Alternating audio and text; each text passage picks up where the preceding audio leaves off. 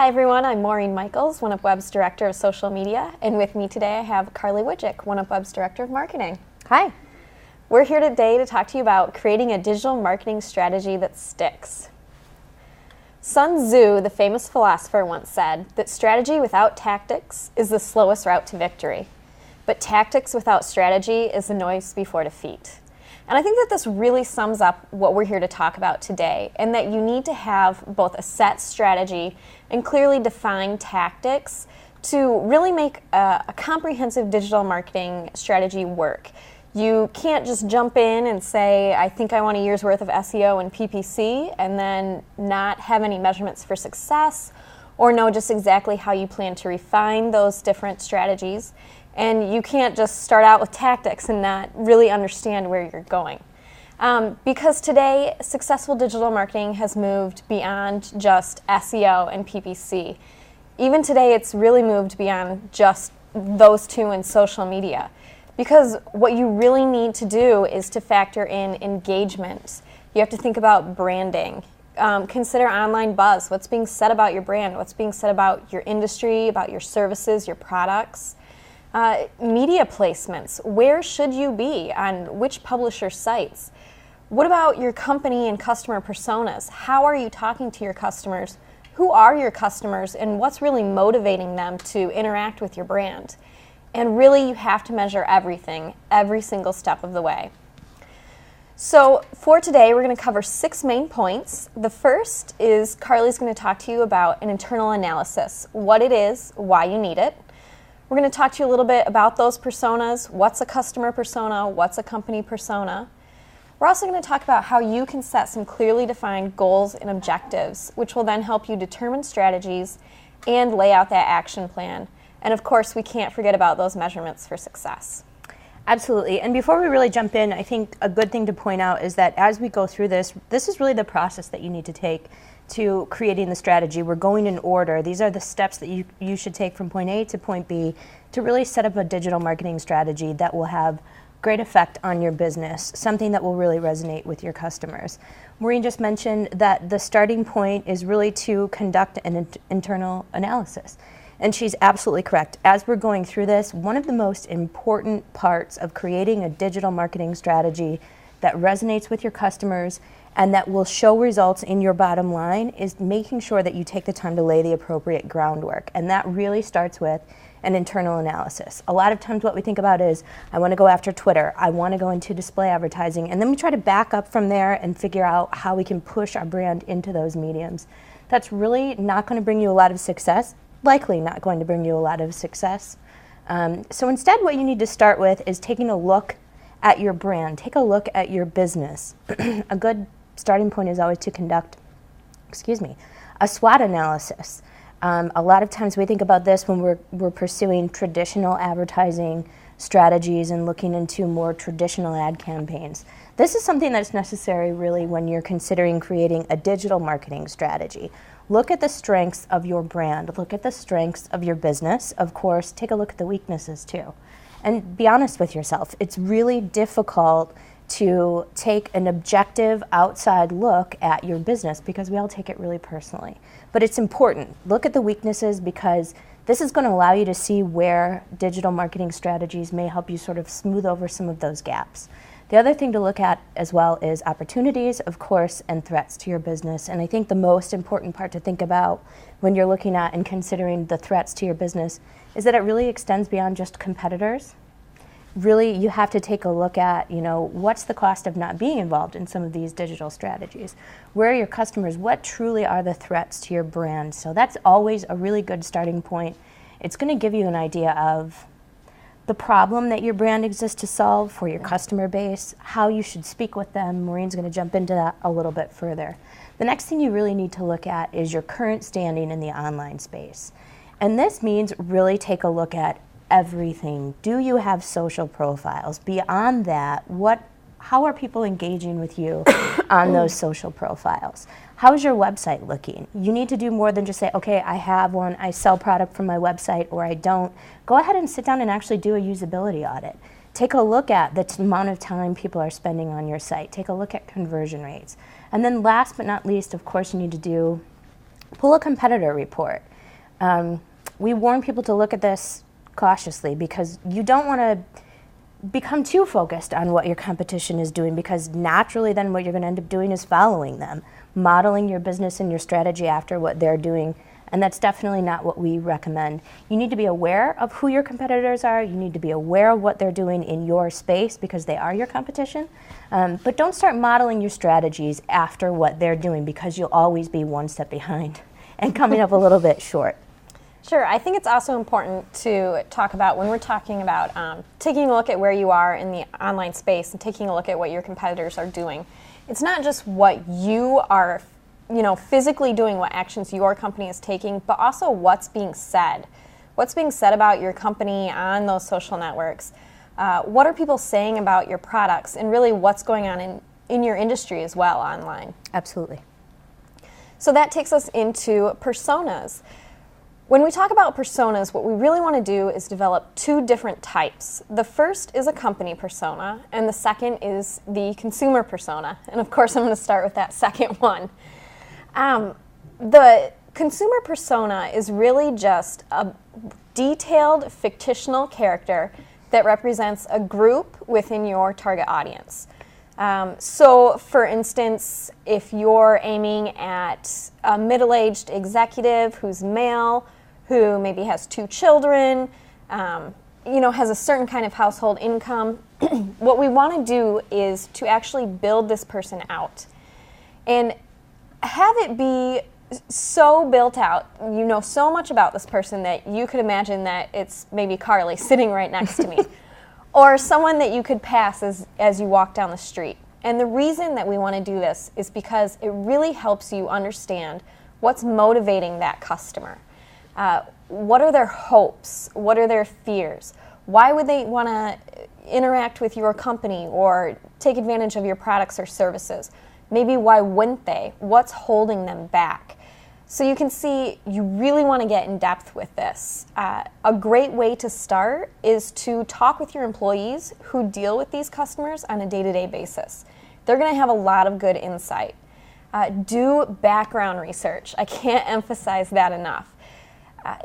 Do some interviews. Find someone who fits that target persona, or a persona that you think maybe is your target.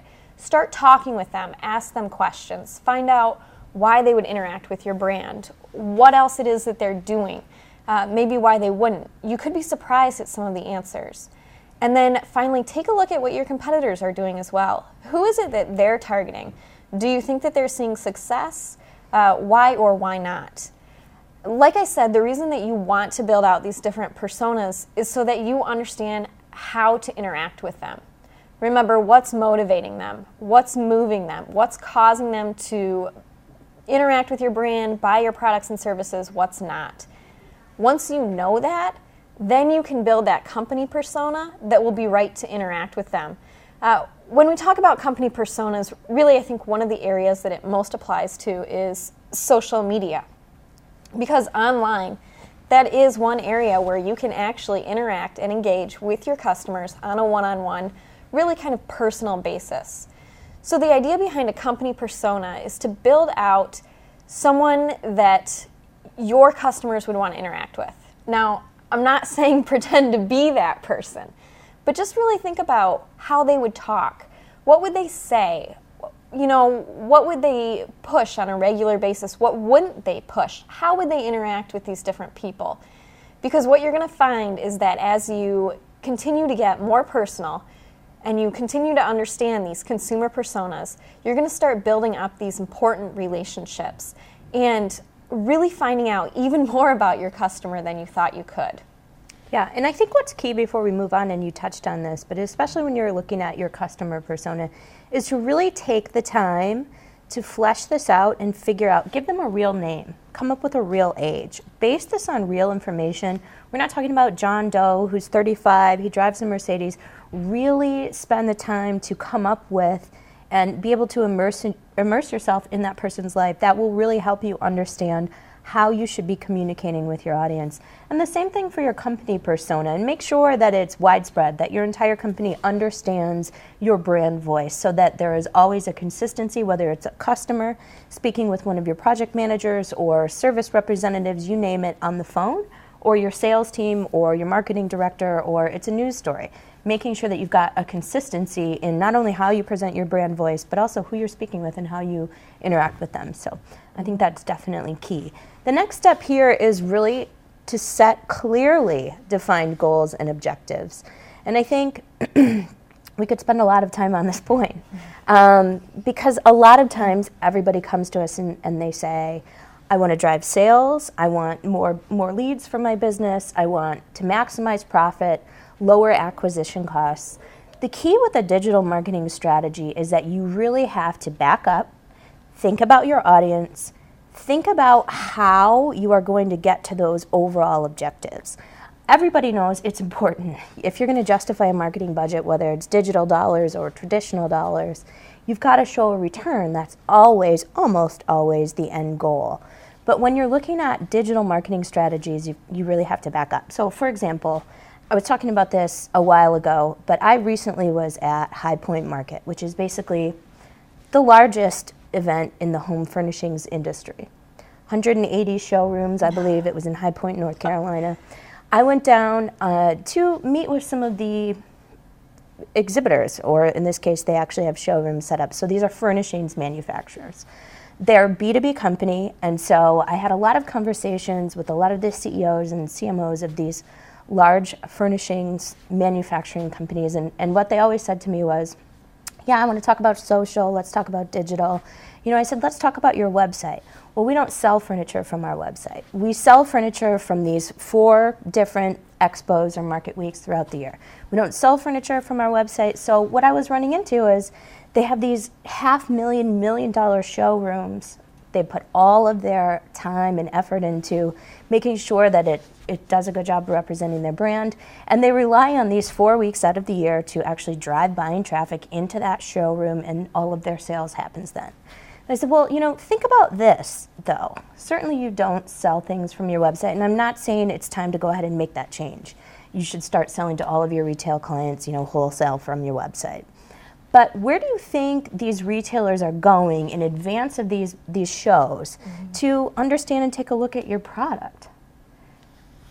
Like light bulbs were going off, like, yeah, you know, I didn't think of it that way. So when we're talking about set clearly defined goals and objectives, for example, a home furnishings manufacturer, you know, their goal and objective overall needs to be obviously to drive sales, to build more relationships with more retailers.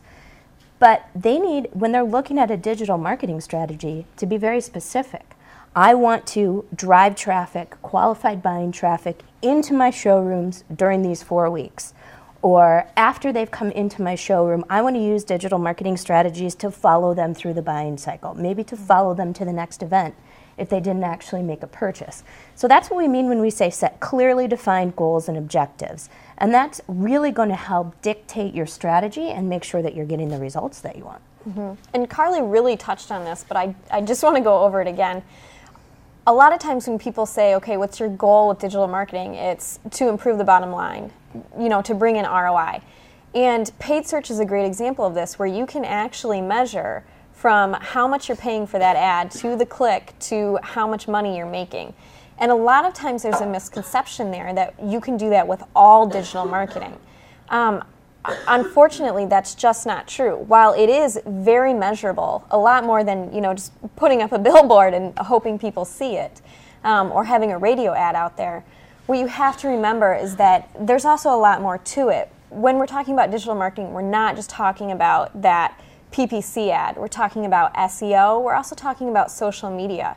And a lot of times in social media, you need to take a look at what different goals and objectives could be. For instance, maybe it's customer engagement.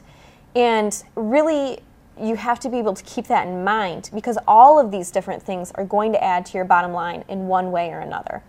Yeah, I think that's a really good point. And just to sort of piggyback on that and make sure that we're being clear, every different channel, so whether you're talking about display advertising, whether you're talking about the design of your website, paid search, social media, needs to have a specific strategy in helping you reach that overall objective. How are those things going to work together? And sometimes you're not going to be using all of them. We certainly understand that. But how can one support the other to get you to your overall business objective, which is, of course, to drive sales, to, boost the bottom line. So hopefully that clarifies the appropriate way, really, to set goals and objectives. And if you're not talking about that internally, if you're working with an agency that isn't talking about things this way, but instead you're just talking about increasing fans and increasing followers and driving more traffic to your website, you need to be able to put that into reference. What is it ultimately going to do for your business? That's also going to help you make better decisions. What do we cut? What do we keep? Mm-hmm. What do we put more money into? What do we pull back from?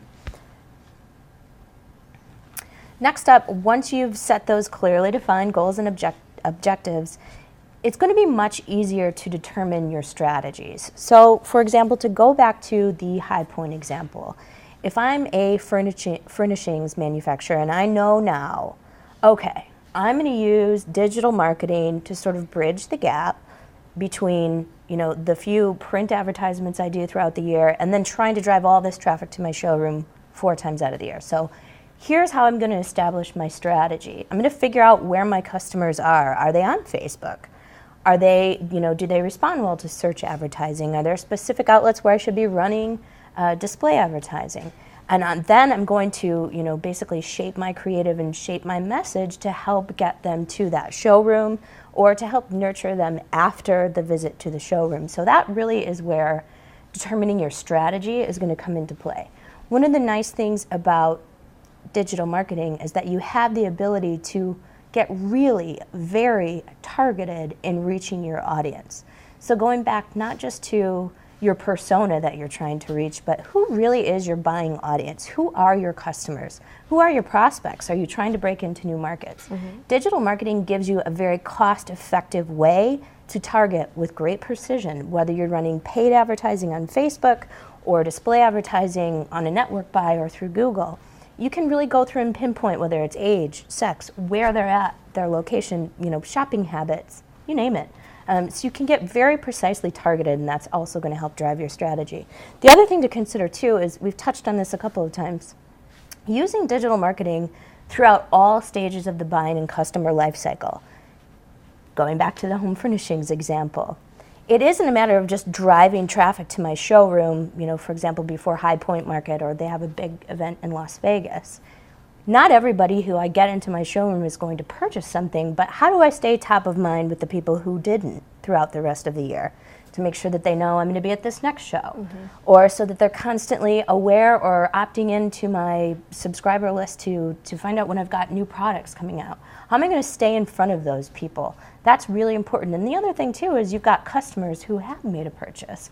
How am I going to nurture and keep those customers on board? And also, how am I going to help them spread the message about my business? Word of mouth is a big deal, especially when we're talking about social media strategy.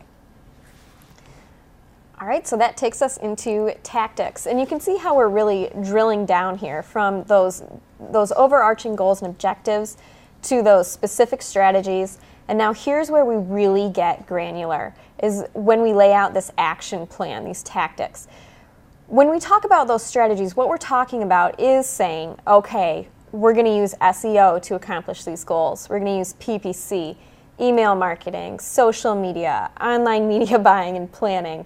We're going to do a website redesign. Your website is definitely a strategy. When we talk about tactics, we're talking about drilling down even deeper into those different strategies. So for instance, for PPC, yes, you want to do PPC, but what specific ads do you want to run? What specific promotions do you want to have? Do those need to link to specific landing pages? This is where you really want to plan this all out. And I know it seems like a lot, and it is. I'm going to be honest. It is a lot. What we say is to really do this for a whole year. Take it and divide it up into quarters if that helps you. These are pretty consumable chunks of time where you can lay out specific to-do lists understand how all of these different things relate to each other, because once you start laying it out, you're going to say, oh yeah, I'm running maybe this contest on social media, but I should be promoting it over here at the same time on email marketing. So it's really going to help you integrate. And then what it also does is it lets you have enough time go by to be able to see what's working, what isn't, what might need a little more help, what you might want to build on, and be able to make any changes that you need to make going into that next quarter, looking back at the goals and objectives to make sure that you're hitting those. Mm-hmm. And the other thing that we have talked about a little bit during this presentation today is consistency. Making sure that you have not only a consistent brand voice, that you're consistently reaching out to your appropriate customer base, laying out the action plan in what Maureen is talking about, these steady, consumable tactics, so that you can see what needs to be happening and when, is going to help ensure that not only do you just break out into this new digital marketing strategy, but that you actually really stick with it, that you're consistent. I think it's 12 times somebody has to be exposed to your brand message before they can even recall your business name, let alone make a purchase. Understand that. This is not, I sent out a few tweets, oh, no one responded, I'm done. This is not, I redesigned my website, a month later, sales haven't gone up 600%. It's not going to happen. I think that's something too, is being realistic. When you're laying out this action plan, and we're going to jump in a minute and talk about measuring results, how you measure them, what you measure, but be realistic in terms of expecting a response.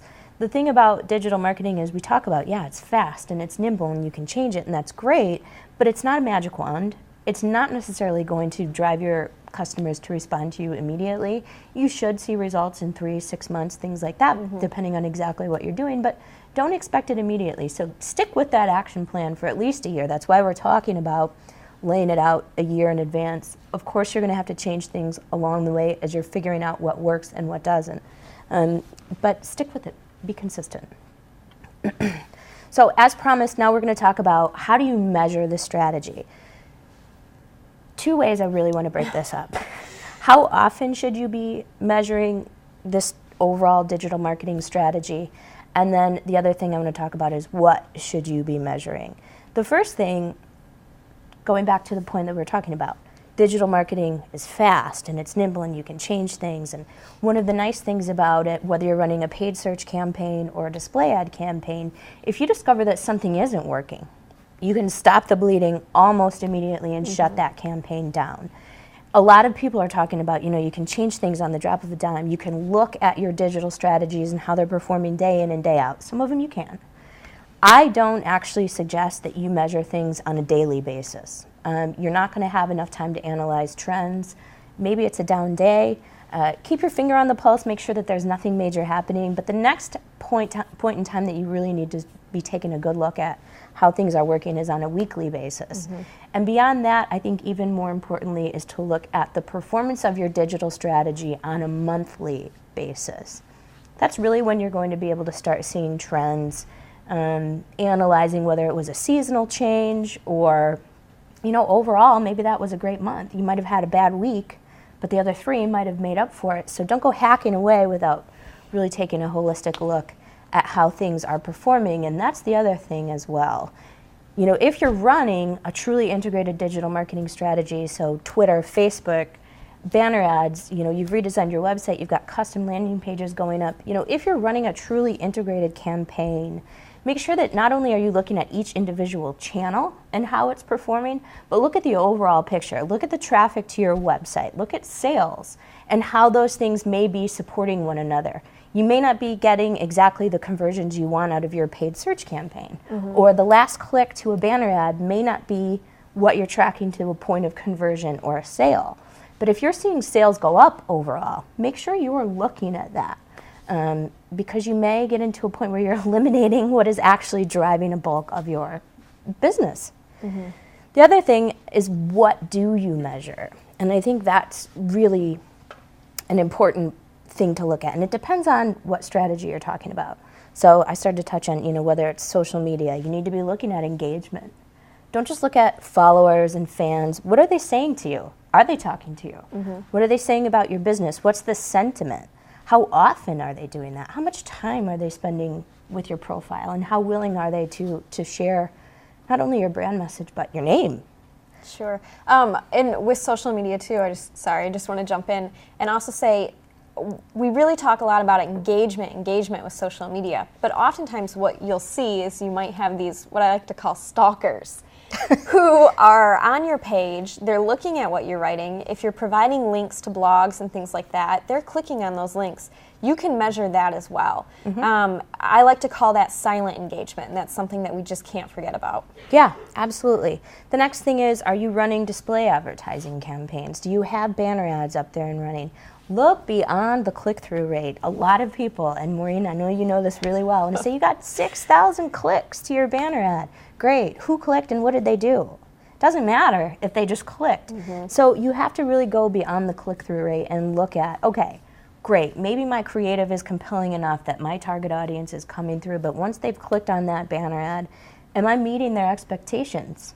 Is the promise that drove them into, click on this banner ad, are they converting whatever I've set that up to be, whether it's to fill out a form, make a purchase, or just go to my website? Is that happening? Look at that.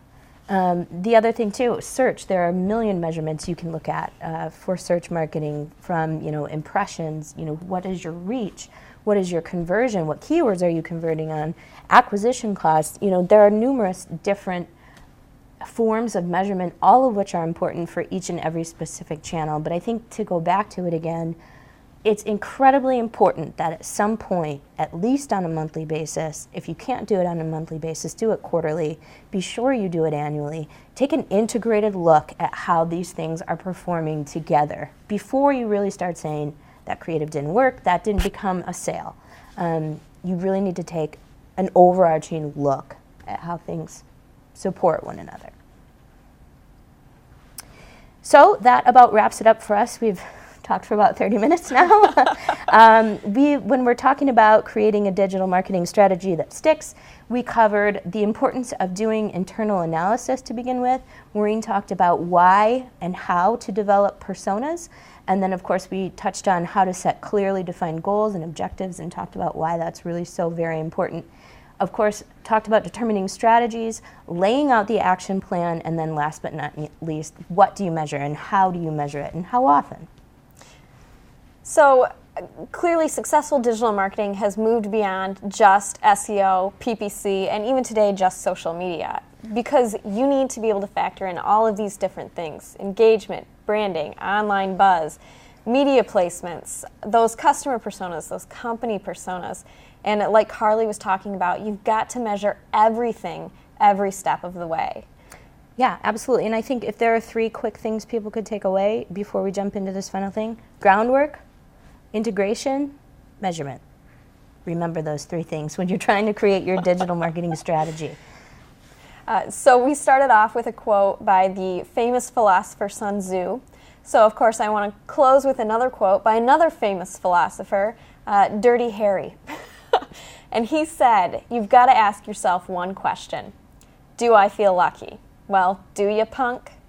When it comes to a digital marketing strategy, it is a lot of work. It's a lot of work to be able to take a look at your company, how you're doing in that online space, review your competitors, setting up those personas, really digging in and getting those strategies and tactics, measuring as you go.